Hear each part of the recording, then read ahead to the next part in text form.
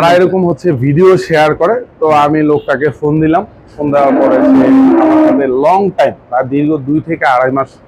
কথা বলে। তো ছেলেটা যেহেতু ইয়াং ছেলে, তো আমি চিন্তা করলাম যে যাক, ইয়াং ছেলে, সে তো আর নর্মালি যেহেতু তারা এত গরু বিক্রি করে দেখলাম, তারপর অনেকে আবার তাদের কাছ থেকে গরু কিনে নিয়ে যায়, এটাও দেখলাম। তো এখন দেখলাম যে আমার চিন্তা হলো যে সে আমাকে বললো যে ভাই তাহলে একটা কাজ করি, আপনাকে আমি 5টা গরু দিব,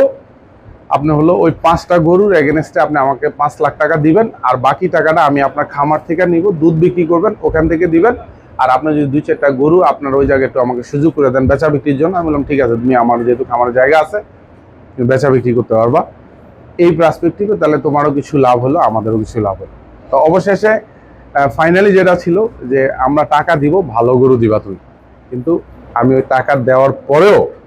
ভালো গরু পাইলাম না, এবং স্টিল নাও গরু আসার পর থেকে তাদেরকে বহুবার ফোন দিছি, তো তারা কোনো ফোনের রেসপন্স নাই এবং আমাদের ফোন কখনো ধরেও না।